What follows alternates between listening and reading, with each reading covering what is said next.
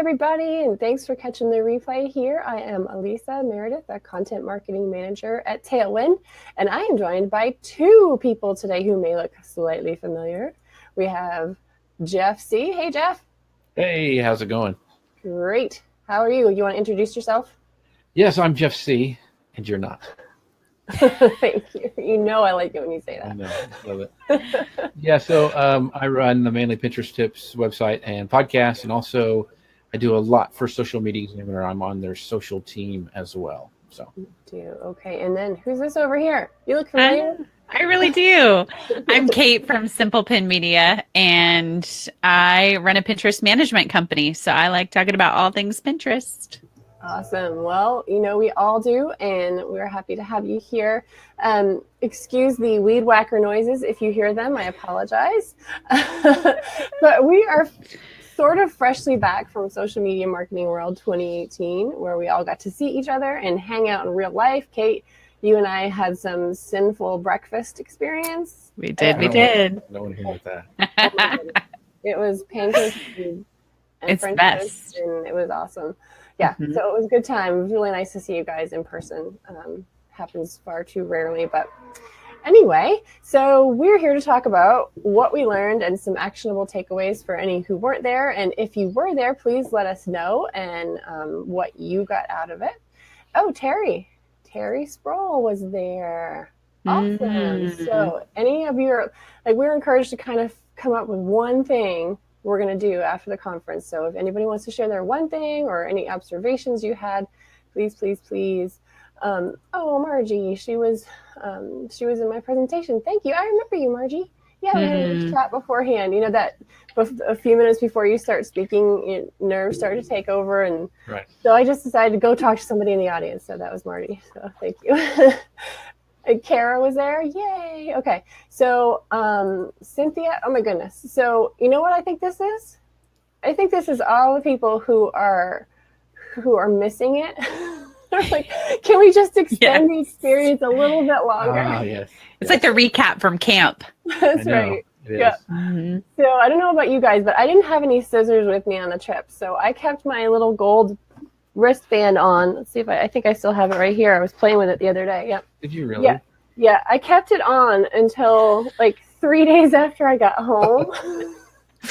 Oh my word. I couldn't find any scissors to take mine off. Yeah, I showered You before I came home. So I took everything off. It's very, very strong. You cannot break it. This is the All Access bracelet, and so we're reliving the moments. Yes. Yeah. Well, mine was bugging my watch. So as soon as it was over, I was like, "Chang!" I took it off. You know what? I've never been in a crowd with so many Apple. What do you call it? iWatch. Apple Watch. I know. You're kind of like out of the club. I totally am. I'm not cool at all. Oh, but that's all right. So, did you guys have a good time? Yeah. No, Jeff has. Jeff has a totally different role. He's a little more all in. So, I mean, for you and I, we just get to like swoop in and swoop out. I know. It was a lot of fun. I had a lot of fun. It's just it's a busy time. So, when you're speaking on top of everything else, it gets a little crazy. But it was a lot of fun. Yeah, it's always great to see people and hang out with them and see Kate and Elisa's, and I learn stuff every time, even from my fellow pinners. I'm like, oh, I'm stealing that. Yeah. So. I even confessed to some of my stolen goodies during my presentation. I'm like, I got that from Kate's podcast. I got that from Tina Gibbon, and I'm sharing with everyone so we can all steal. But yeah, It's all good. There's so much good stuff to go around.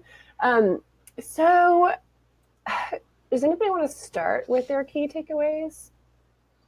Or do you want me to start? Ladies first. Oh, sure. You're so kind, Jeff.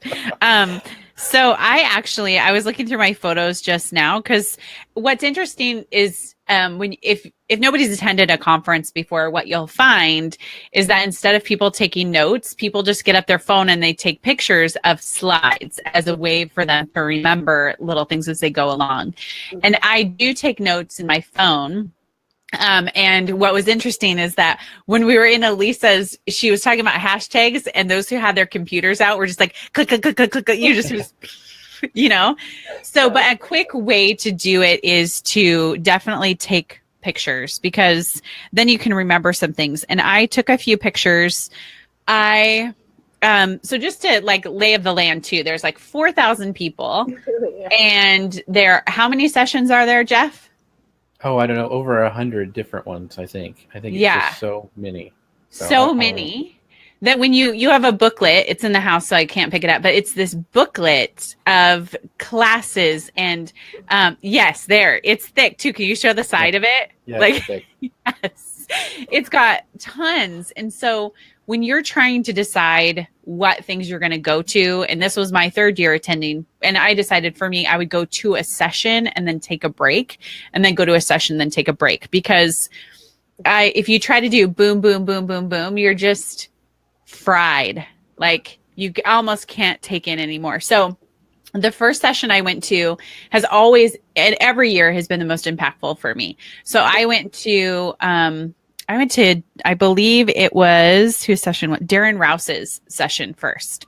And I just really liked a lot of the reminders he had in there. And I took my pictures of his slides that I took were focused less on getting eyeballs and more on engaging hearts. And I think that's just such a good reminder. And I felt like that was kind of a thread throughout the whole conference that we have a responsibility as social media marketers, as bloggers and podcasters to not just sell, but really just to connect with our audience and engage with them. And so I appreciated that reminder from him. And then the other thing I took away from his session too was that successful bloggers are putting as much effort into their archives, so their past content, as they do into creating new content. And he really talked about how much of an impact just going back to these posts that have evergreen content, they live for a long time, how much impact they can have on monetization or community growth, and that you don't have to be in this create. You can definitely go back to what you've already created and update it. So there was just some really good takeaways, and I never heard him speak before. He's from ProBlogger.com. And everybody who talks about him just says that he's amazing. He's just a kind-hearted man. And it came through tremendously in his talk. So I listened to that and then just marinated on a lot that he had to say in that next hour. So that was my first big takeaway. So let me ask you about that. Just kind of technically, what does he recommend? Does he recommend that you update the post and then republish it with a current date? He didn't talk about republishing with a current date. So what I'm assuming from maybe a few things that I saw, and I'd have to double check, is that he doesn't have dates. And so there's no dates in his URLs. And then I don't think there's a date at the top of his posts as well. So he could republish it and then it might look like new content. He didn't go into that specific. What he addressed with that was that he was getting so much traffic from Google, particularly on this one topic, that was pretty evergreen, as opposed to something that was, let's say, like the new Nikon camera had just come out and they did a Nikon review. Well, that will only be valuable for 6 weeks after the launch of that camera. And then they develop a new camera. It's like somebody who writes a review about like iPhone 5 or something, right? Like that's so out of date. But there's other things that we can go back and update, that maybe, how to take the best photography inside the house.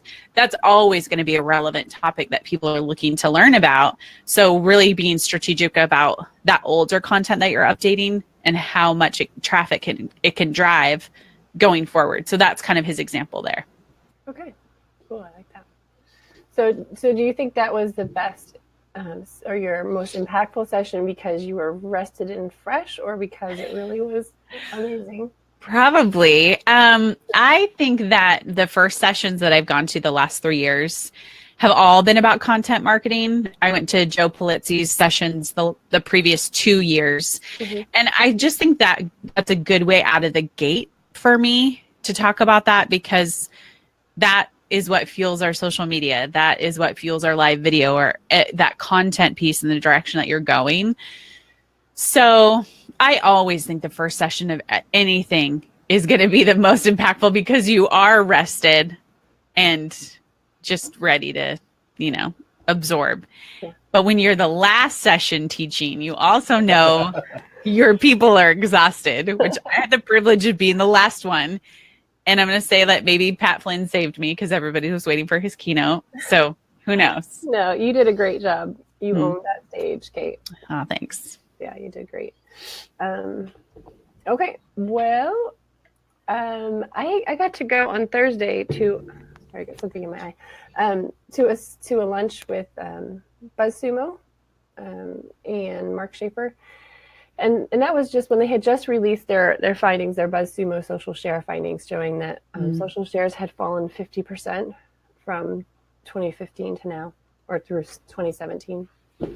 And I hadn't really gotten a chance to look through the notes because it just came out while I was traveling. But to be in the top 10% of most shared articles out there, you only need 62 social shares. What? Wow. Insane, right?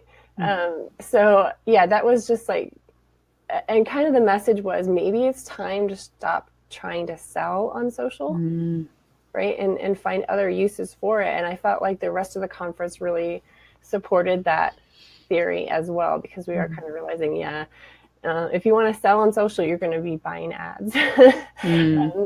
Free ride totally over in most cases, but there are still great uses for social. So I thought that was kind of cool. But I think the part that the three of us, like the most is that as Facebook share of referrals is going down, Pinterest is going up. So the graph that Shareaholic had, shows that falling of Facebook and then the rising of Pinterest, and the ending graph is like November 2017. And that was before Mark Zuckerberg's big announcement about the fall of the reach of Facebook. So I can't help but think that maybe we've gone like this now, right? So maybe Pinterest has overtaken Facebook as far as referral shares of traffic. So I know in the opening keynote too, when Mike was talking about the findings from the social media survey, did that come out today? I saw something about it.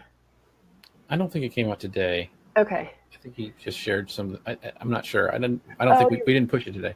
Okay, right. There were just a couple mentions in an email newsletter or something, but showing that of all the people surveyed and asked, what's your most important social network, only 2% said Pinterest. I know you and I looked at each other like 2%. Come on. No way. Fine. There's more for us. That's all I keep saying. I know that's true, Jeff. You have a good perspective. It's just, and the thing is, that is surveying marketers. That's what they think. It's not what the real. That's not what is the truth. Like you were saying with that survey that came out, that it was rising, Pinterest rising, and and we've all talked about this before. If you have a product or those things, kill it on Pinterest. It's driving traffic. For example, Social Media Examiner still, and it's just right behind Facebook, our biggest share of social traffic is right behind Facebook, and it's Pinterest. It beats out Twitter, it beats out LinkedIn, and we have and the reason Facebook's still there is because we have like 400,000 page followers on our page, but it still continues to go up. So I agree with Vanessa there. Vanessa said, he would most likely say Pinterest, so maybe they're not polling the right people. That's what we think. Here's a question I want to ask you guys, because on this topic, why do you think, because that's accurate. He interviewed like 5,000 people, marketers, about that. Why do you think marketers struggle so much with Pinterest? Is it because they don't understand it, or they don't want to create another image because, they can barely get a blog header image, and they think, oh, I got to make another one for Pinterest, I'm not going to do it. Do you think what's the reason? Why do you guys think that? Do you want to go first, or do you want to go? Go ahead. So I've heard two reasons. One, the image is one of them. Number two, it's a general sense of confusion as to how the platform works, and a misconception that it's just for the ladies about weddings and nails and food, right? Right. And then number three, I would think that the frustration with how slow the platform moves. Like there's not this instant success, as Mike was talking about, chatbots and Messenger and Facebook. It's like we saw, every session that had to do with chatbots was like just packed full, right? Because it's this next best thing. Whereas that feels a little bit more like there's an instant gratification, whereas Pinterest doesn't give that instant gratification piece. And so we feel kind of frustrated with it. But, you know, like Jennifer says there, and like you say, it's a great driver of web traffic. Like, it's ridiculous. And I feel like there's a little bit of wanting to push that aside because it's just not fun. I don't know. Those are my guesses. Yeah, that's a good one. Okay. Yeah. Okay. And I would add to that I heard so many people asking, they see the speaker badge, what are you speaking on? I tell them Pinterest ads. Oh, I know I'm leaving so much money on the table not using Pinterest because I get so much traffic from it and I don't do anything. And I think to myself, I heard this last year. I'm going to hear the same thing next year. And it's so sad because, yeah, they are leaving a lot of money on the table. But I feel like, okay, they may say it's because they don't have time to do another image. But what I really think is they don't understand it. Like you said, they don't. The reason I got started on Pinterest is because it was the easiest one to do. It really That's is. the thing. It's not, and it's men are visual anyway. And I'm like, why are we fighting this network? Because we're all visual people, and it drives me nuts. But I'm fine with that. Let them stay away. I will reap all the benefits of Pinterest for myself. Well, and I think something you just said brings a really great point up because I honestly think that we love a good challenge. And it's once you figure out Pinterest, there's not much more of a challenge to it. Like sometimes we find people making it a bigger deal than it is, right? Mm-hmm. And all trying to figure out the keys and everything like that, like you would Facebook or Instagram, but you just can't take those same things and apply it over there. So people end up hopping over there and going, what am I missing? Right. And you're like, nothing. It's easy. Yeah, if you're consistent, you will succeed. Yeah, exactly. That's right. And you mentioned, it takes a while to see success, but okay, I sent you those screenshots this week of a client that I used to work with who had more traffic from Pinterest than every other source combined. He hasn't pinned in 3 years, and I can still see that data. It's still the same thing. It's nuts. He still gets more traffic from Pinterest than everything else combined. So yeah, I feel like okay, so it takes a little bit of time to ramp up, which is not like Instagram, not like Facebook, but it's an investment in your business. If you think you're going to be in business in a year, isn't it worth it to invest that in your content? Yeah. Yeah, it is. And nothing else has that kind of long-term payoff like Pinterest does. So. Yeah, agreed. Yeah. Yeah, Jennifer agrees. She says that Pinterest shares are longer lasting than Facebook too. Oh, absolutely. Yeah. Longer lasting than anything out there. Mm-hmm. Sometimes the old ugly pins that we wish would go away are our most popular pins. But you know what? Even the most popular, Darren Rouse, I bet if you ask him about Pinterest, he'd still go, and it's we talked about it. I went up to him and asked him about that. And I said, hey, here's what I do. And he's like, oh, I know we're missing out. Like, we got to use Pinterest. And he'd still it on there. Lisa. I know he would. I was like, let's talk. Like, I want to help you. I think you'd be amazing. Yes, you should invite yourself on his show so that you could talk. He's got some, and speaking of him, he's been around forever. His blogging stuff's awesome. And he's got some great Facebook Lives he's been doing recently too. That have been really, really good. Those. So, but yeah, a lot of the big ones don't have, Pat Flynn has no Pinterest presence, No. Amy Porterfield, I heard her talking, she was just like blown away about this Pinterest stuff. And I'm like, oh, gosh. I know. I was on a webinar. So our job is actually easy. We just need to find the right people to wow with it, right? Exactly. Yeah. I was on a webinar with Susan at BuzzSumo this morning, and she said something about, keeping up with all the new. And she said, no, Pinterest is not new. It's just new to a lot of us because we haven't been there yet. But yeah, sometimes I feel like, oh my goodness, sometimes I feel like I say the same things over and over again every time I go on a show or whatever. And it's always seems like a new revelation to people, but I guess it is. And it is. What I'm stealing from Susan this morning was just, she said that Pinterest is like the introverts network, right? It's not social. You do not have to talk about yourself. You don't have to talk to anyone. It's a different place. And I think it's the mindset piece that people are kind of missing. Yeah, definitely. Yes, Vanessa, we are ready for Amy Porterfield to invite all three of us on her podcast. Yeah, what about me, Vanessa? Come on, jeez. Yeah, come on. Jeez. Oh, that'd be so awesome. All three of us are going. Yeah. So you brought up a point about bots. How many sessions were there on bots? Oh, gosh. I don't know, Jeff, you would know, but I felt like it was like 20 or 30, right? And live video, those two. Yeah. Now I will go with live video because we're on we're on live video. There were a lot about bots, and I go back to, and this kind of ties into my biggest takeaway from the conference is HubSpot published something a while back, and I think maybe even before the conference, of like we don't really need to be concerned about the next best thing. Mm-hmm. We need to do what our clients need and customers need, and just do it better. They don't care about bots. Mm-hmm. We as marketers, and a lot of times we're marketing to marketers about marketing, it feels like. And we don't need to do that. We need to find out what's working for our customers and do it better. Like mm-hmm. Kate needs to really, she doesn't need to be worried about bots unless it helps her take care of her Pinterest clients better. If it does customer service better, that's worth investigating and using. But just going and doing something because everybody says you need to be doing bots. Yes. I don't really jump on that bandwagon. Now, there's some really cool stuff that like Live Streaming Pros is doing with bots. When you're watching a live video, they'll say, "Hey, type in, calendar in our bot, and we will send you, the content calendar for the month of July or whatever." Now, that's helpful. I can see that working, and that leads into leads and into your email marketing kind of a thing. So that stuff I can see. But just doing it because everybody says to do it, I think we always need to pull back and go, why? Is this going to help our customers? Will this actually make me money by doing this? So I love all the new stuff. I'm all into VR. I geek out at that stuff, but also I have to keep reminding myself, hey, is this really helping the people that are wanting to, buy from you or use your services?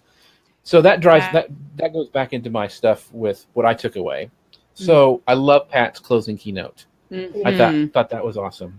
And I have a little different philosophy. I don't go to, since we have the all access pass, we can listen to the content whenever we want. So I usually go into people who I'm friends with to support them. I didn't make it to Kate's because I had to go run and do stuff for the closing keynote. But I forgive you. You forgive me. But so I go support Elisa and Peg and all those people who come into mind. And it's really funny that all us who have businesses on Pinterest, we all collaborate and support each other, which is really cool. People are kind of still shocked about that because it's not that way with some of the other ones. Mm-mm. But anyway, so but Pat's closing keynote, his whole thing about superfans, and I really I took a picture of that. Yeah, I really got into thinking about. I had more fun this year talking to the people who are volunteers, and Eric and I are a lot more visible on the platform now, and so people wanted to come up and talk to us. I enjoyed that more than getting selfies with influencers or like with, the big time people. I really like connecting with these people. And Kim Garth said something too that ties into Pat's thing, was that she's seeing it becoming more as one-on-one to serving your people. Yeah. So like, using live video to answer questions, going back in the comments and really diving in. John Dumas calls it stuff that doesn't scale easily. But that I think is what's going to happen with social in the future. And that, what Kate said, stop selling on social. I think doing that, going in, and I did an experiment where everybody who tweeted out something from my session, I went back and I sent them a video message back going, hey, thanks so much for my session, da-da-da-da-da. And they really liked that. And I got a lot of comments back. And I think that kind of touch is going to be more important on social if we want to keep, serving our clients and using it as a platform for marketing. Yeah. So yeah. I think Instagram is really good for that. The direct messages you can send, you can make videos, stories, send them that way. Yeah. I did something similar to Kate in taking notes. I did it on Twitter though. So I took a lot of pictures and then I tweet them out like crazy. But at the end, I was like, what am I going to do with this? So not being real Twitter savvy, I discovered this thing called Moments. They've probably been there forever. Has it been there forever? You're all right. You're a Pinterest person. I even knew about that. You knew about that? Okay. I did. I never used it. I feel really bad. But anyway, it allows you to curate a Twitter feed of all the stuff in whatever event you want. So I put in, it's mostly my own tweets because I wanted to keep track of the notes of all the slides that I liked. I put that in the comments if anyone wants to check out my little Twitter moment. But it's in order of how it happened. So it's just kind of fun to go back and learn, you know, to kind of remind myself about, oh yeah, that's right, I was going to do that. Yeah. So I had a kind of a surprise session that I hadn't really planned to go, but it was Andy Cristodina's session. And I met him Thursday walking back from lunch. And he was just so nice. It's kind of like Jeff said, you go to support people. Like at a certain point, that's what becomes more important to you. So I thought, okay, I'm going to go to his. And I was really shocked how much value I got out of it. Not because I didn't think he was smart. I knew he was smart, but he just had a lot of valuable stuff. Like he talked about calls to action. And how if you have a call to action button, say under a submit form, excuse me, to get more specific on that button increases conversion rates like crazy. Like instead of saying download now, if it says something like download now and start seeing better Pinterest results, right? And what a huge difference that made in the conversion rates. Or he showed 3 pictures, and I think that slide is in my moment too. 3 different landing pages, with one with a face looking away from the form, one with a face looking toward the form, and one with an arrow pointing toward the form. And he had us all guess, you know, which one converted better. And we all guessed the face. But I would have guessed the arrow. It's the arrow. Okay. Oh, okay. That's what I would have said too. So it's the arrow. Yeah. So I just thought that was super interesting. See, little nuggets like that are worth it. You know, just those little things, like one little thing you get from the keynote. Because if you can boost your conversion rate by 50%, and if you're smart about it, that pays for your conference right there. Yeah. Just one little nugget. You know? Yeah. And I put the link to the virtual ticket in there because all those little nuggets, those are in there. Yeah. I will add on, you know, as you're talking to Jeff about like, sometimes, especially at these conferences, there are a lot of influencers. I met with somebody one night. It's like all a blur from like Wednesday night to like Friday night. It's just like, but she was one of the speaker or the session track leaders in a room.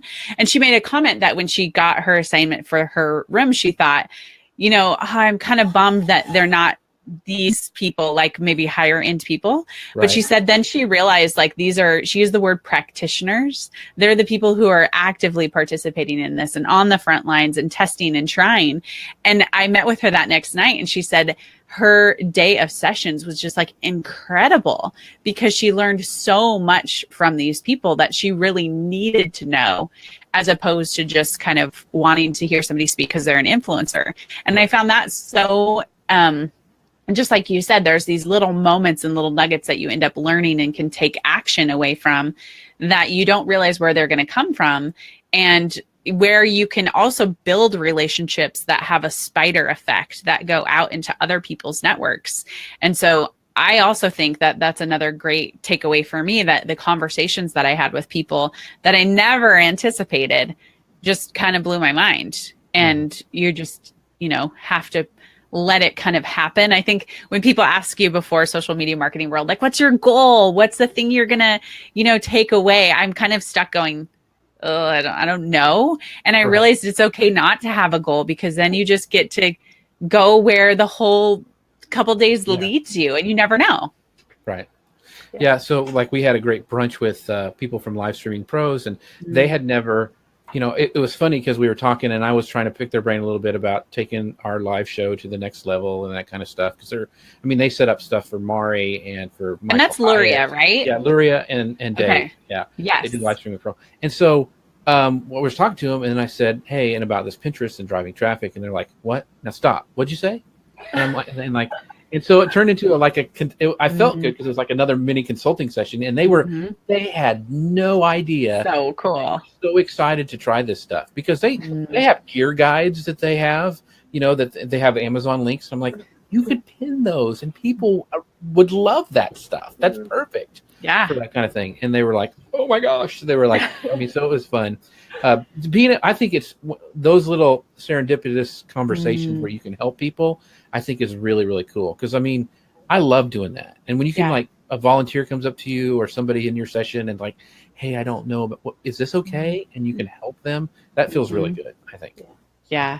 Agreed. And I'll say too, Pat Flynn and Brian Solias's keynote, like both of their keynotes invoked this kind of immediate standing ovation. Like they were so good at motivating and so good at being truth telling about our social media space that it was really, really refreshing. Like you weren't into tactical, but you were into like, hey, let's motivate you for the next year in where you're at and help you find purpose in it. So that was good. Yeah, I liked how they encouraged us to be responsible about it too. You know, not to be manipulative and misuse kind of the power that we can have with social media. I thought that was commendable. And Pat Flynn definitely got a super fan in me that day with everything he shared with his wife, and that was just it was so cool. I told people about that whole experience where his wife has an obsession. What is the band? It's a boy band. It's NSYNC. NSYNC. NSYNC. Yeah. Okay. Totally obsessed with NSYNC, which he knew. And one particular singer who looks completely the opposite of Pat, right? So he's blonde, blue-eyed, and tall, and Pat is none of those things. So he's like, what makes you a super fan? And so eventually she takes out this huge Rubbermaid container and she's like, are you sure you want to see this? And she starts pulling out all these memories. She had action figures. She had action figures of action figures in the bag. Yeah. Not even like taken out. Yeah, she was collecting them. So yeah, that is a super fan. And it was just really great the way he brought that personal experience out with humor and shared that with everybody. Yeah, good. I was listening to him before he even had a podcast. I was reading his blog. He's always been. He's just so good. Yeah, he is. So good. Yeah, and you brought up, Kate, about talking to a track leader. I'm going to share a link to my track leader's TEDx page. Her name is Chloe DeVita. It's not Chloe, even though it looks like that. She works with the Heroic Public Speaking team. So Michael Port's organization, isn't it? Yes, exactly. So she was awesome. She reached out to me before the conference. She met me at the speaker's party, and I told her, I confessed, I said, I've kind of changed my intro to my session about 12 times in the last 24 hours, and I'm struggling. And so she helped me out, and I said, and I'm trying not to say and. She said, okay, here's a trick. As you're getting on stage, as you're getting ready to speak, say and so is my thing. Say that in your head. So it's already said, and then you can just speak. And I did it. It made me pause, which I think is a good thing, right? So get the room to have a little anticipation. What is she doing? Oh, she's saying and so in her head. You hold up signs next year going, and so. Yeah. So good. She was wonderful. I hope she'll speak next year too. She was good. There's always things you hate hearing yourself later. Like I went back and listened to mine, and I heard how many times I said but I just like I haven't listened to mine yet. I don't know if I have to do it to make myself be better, but it's still like Jeff, you were so funny. Like every year you're funny, but this year the room was there's always stuff to work on, but thank you very much. There's some random stuff that popped out that I did not mean to happen, and it just went with it. But so you guys who have the virtual ticket, you can go listen to that. But Kate owned that stage, and you had some really great tips. Yeah. Now, did you guys? I skipped the AI keynote because I was getting ready to speak right after that. Did you guys go? I skipped it too because that's usually the keynote of the day I speak. I miss just because I practice. Yeah. What was that one? That was the panel. Bots. It was on Yes. Okay. Molly Pittman, who I love, who is an incredible, super smart lady who works for. She's on the Digital Marketer podcast. Really good. Facebook ads and bots and everything. So I'm going to listen to that one for sure. But when you have that, when you have the responsibility for speaking, you that day that trumps everything else. Like I got up and made it to Elisa's, and then that was about it. I only did part of it because I did headshots with somebody who was there, which was really fun. But it was good, but it was okay. I mean, I think what you said, Jeff, earlier was that it's kind of like bots are the new sexy thing, right? Everybody's kind of going towards it because it's this new challenge, right? So for me, I don't see that as a place in my business right now where it would get high conversions for me. So I can't focus on that. Right. And, you know, it was ManyChat, Chatfuel, and then the woman from Facebook who runs Facebook Messenger. And so I think somebody said there was a really good question directed at her at the end, but she kind of didn't answer it fully. So everybody was really, I think, hanging on what is Facebook going to say. And then they didn't really get that drawn out as much. So it, you know, I think if I was more excited about chatbots, I would have been into it. I will say that AI chatbots feels like it's way over my head, but I will say, I think it was Ian's session talking about chatbots and how you can use them as just a lead delivery mechanism. And I thought, well, if I'd been more on the ball, I would have had it ready for this this live show. But what's great about it is you can just have people, I guess, send a specific text. Type in a word. Yeah, and then it will send the lead magnet over to them. I mean, for that kind of stuff, lead generation and getting them on your list, I think is important. And we all know the benefit of that. And even, you know, I was also more convinced and convicted that to be careful of not to put all your eggs in one basket. We had a show not very long ago where Holly Homer came on and talked about how her page got hammered by Facebook because she's a rule follower, and she's pivoting, and she's super smart, and it'll be fine for her. But I just was more and more like, I got to get them on my list. It's great to be social, but I've got to, as soon as I connect with them on social, I need to move them off onto my list. And even stuff with Pinterest, you know, how can I do better call to actions and make pins that'll lead to like lead generation and those kind of things, or a helpful guide or all that stuff to get them on my list. Because since I do the live show every week and Eric and I break news, things change every day almost on social media. And you know, we're trying to figure it all out, but it more and more convinces me that for longevity, not to rely on those. You know what I mean? Or make sure that you're just like the stock market, you're diversified enough that if something hits the crapper, you can go and you're not dead in the water. Because there's a lot of people who built everything on Facebook. You know, everybody talks about Facebook groups and they're great. What happens if they go away? What are you going to do? So you know, that is been probably one of my biggest goals over the last year, especially with Pinterest, is I get all the traffic from this like one pin. And so my goal in the last 6 months has been how to, you know, even I have a lead magnet on there and it converts probably between 8 to 10 people per day. And I'm not doing anything. I'm just giving them a checklist, right, of a thing that they can download. But now it's like, what can I do to continue to maybe do a tripwire, like sell a product to them? But once I get them on my email list, I love talking to them. Like it's this personal little space. So I almost feel like my time is better spent, like you said, like investing in that than it would be to spend time investing in a chatbot right now. But you know, I get the lead generation thing. If it's going to get my goal of getting them on my email list, great. But there's other things with Pinterest. And there's a couple people and that I have in my Gmail folder that I always read. You know, all my friends go there. Like Kate, your emails go there.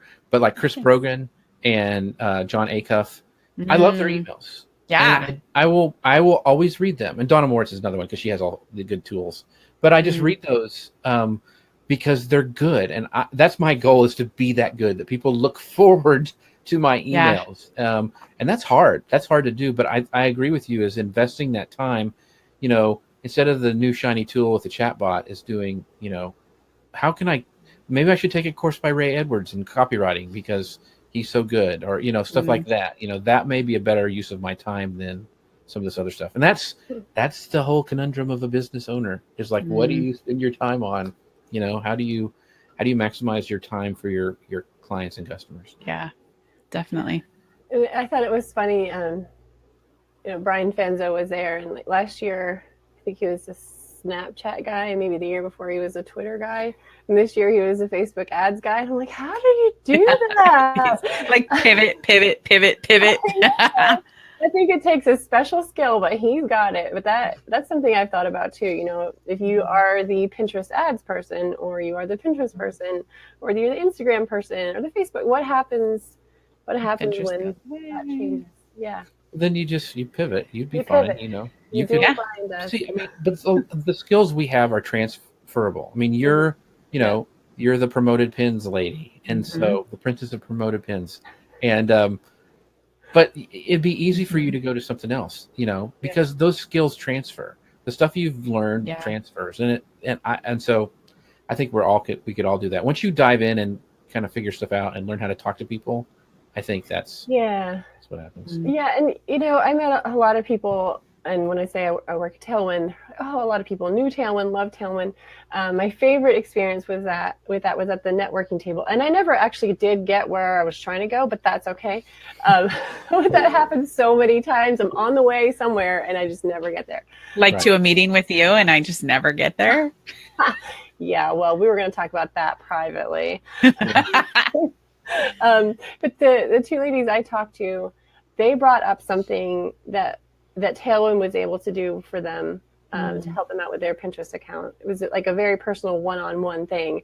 And they were like, I will love you forever. And I got them on video so I could share it with the team because I wanted them to know, look, this is how much this stuff means to people.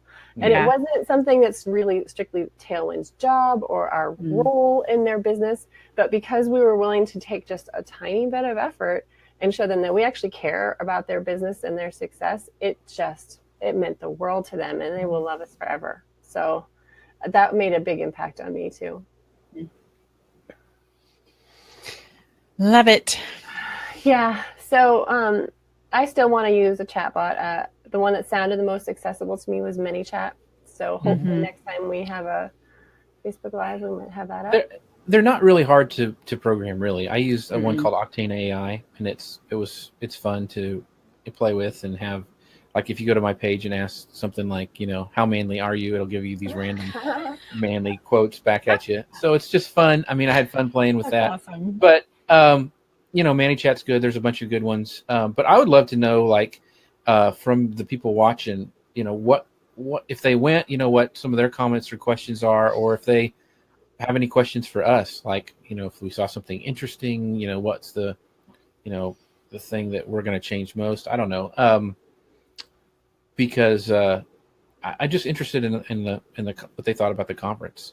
Okay. Let's see. Because we do a lot. We had a whole like live stage going out during the entire time, which was a big deal. We had a lot of viewers with that. So was that the interviews? Was that live? Well, you know, in the networking room, that huge big thing with the crane they were doing, they went like the entire time. Yeah. Tom and Sunny were interviewing different people and getting man on the street stuff, and so it was really cool how they did that. I think it's going to be great for like helping sell tickets because people are like, holy cow, this is great. I'd like to do that. But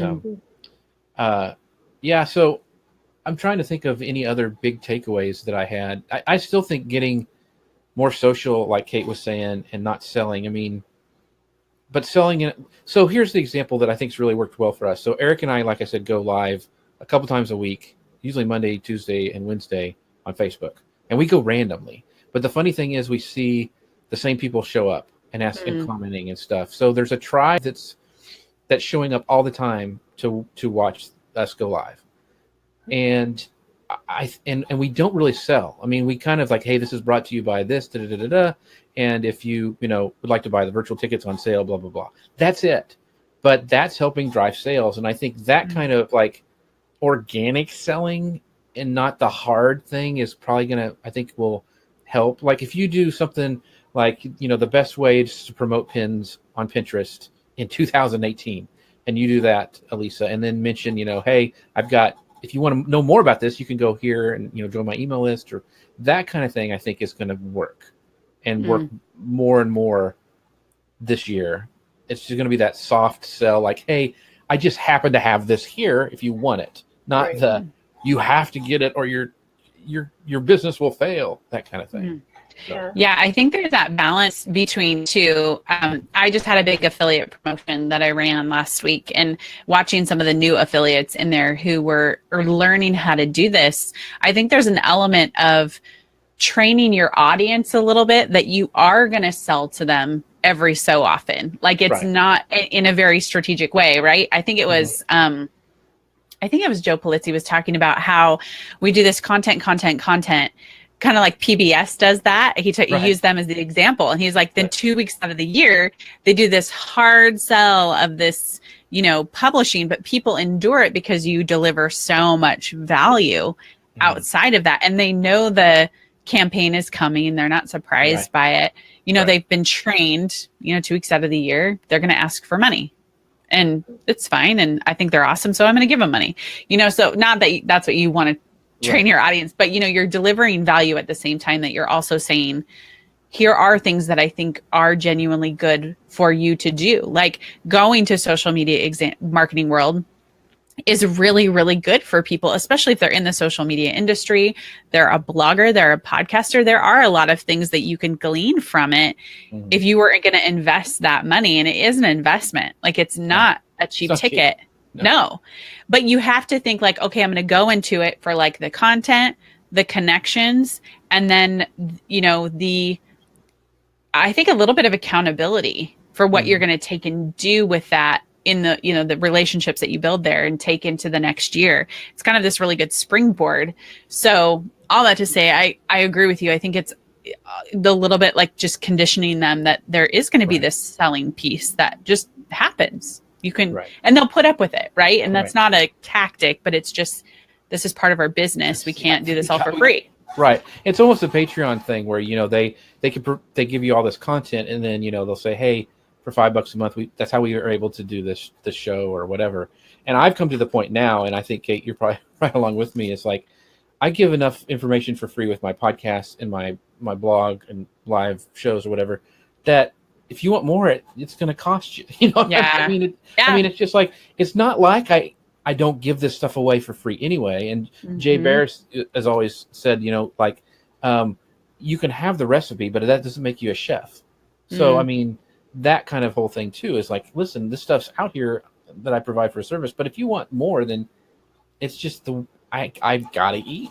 My family has to eat. Yes. Got to keep me in beard oil and that kind of thing. So, Totally. I think Social Media Examiner has done a great job either kind of cultivating or at least benefiting from the FOMO aspect, because it is such a huge deal and a huge community. I kind of felt bad for people who on Facebook or Twitter who were saying, oh, I'm not there this year. And I felt like, I'm sorry, but you should be. Well, you should see the comments we get. It's like, oh, I wish I could go. I hope to go next year. And I'm really taking lessons from Pat, his keynote is going, I want to go in the comments and go, hey, we would love to see you there. We would love to have you here next year. It'd be great. Not saying, yeah, you stunk for not being there. It's more like, hey, this is the best time if you want to come. This, our tickets are this cheap, and really doing it that way and being more of the customer service, like, hey, how can we help? Do you have any questions about whatever? That, I think the team at Social Media Examiner does a great job with that. I think they really do. They really do. Customer service aspect, and Mike's really pushes that hard as the leader. So it's top down. It does make it feel like a little bit of a family reunion when you go back. Yeah. And I've been to other conferences where it's not like that at all. It's just other conferences more like random people thrown in a building together. But this one really does feel more like we're all kind of in it together, which is very cool. And by the way, I did buy my ticket that just in case. What'd you say? I bought my ticket that last day. Oh, just did you? in case I don't get asked to speak again. Oh, Lisa, you're so sweet. It's so affordable right now. Yeah. So. Yeah, I'll be back. I can't miss it now. I've been 4 times. I know. It's like you want to get that special ribbon they give out. Did you get the special lanyard that you've been there so many times? Yeah. Yes. Was this your 5th time, Jeff? I think it was. This is my was it 3rd time speaking and 4th or 5th. I think it was my 4th time. Really? Because I thought you went 1 year before I went. Yeah, I went 1 year without speaking. I actually drove it, and it was really cool. And that's where I met you. That's where we met you. You were there. It was only 4 years ago. Okay. Yeah. Yeah. So, and Kate, this was your 3rd. Yeah, I can't imagine missing it now. So, all right. Well, I don't see any questions specifically about the conference, so I guess we can wrap it up. But thank you guys for being here and for kind of reliving the experience. we have another year before we go back. I know. so much is going to change between now and then. We'll have you back on again, our regular monthly shows starting in April, and we'll look forward to that. So thanks, everybody. We'll see you again soon. Bye. Oh, wait. Hey, wait a minute. Before we go, where can we find out more about you guys? I forgot that part. Oh, Forgive me. I do have you a did at the beginning, though. You kind of did at the beginning. I did. So you can find more about Jeff at manlypinteresttips.com. And I put a link to his Facebook page so you can go ask his chatbot, how manly am I? And you can find Kate. Need a chatbot. Yes, it's Simple Pin Media. And you can find me at blog.tailwindapp.com or back here in a month. See you soon. Bye now. Bye.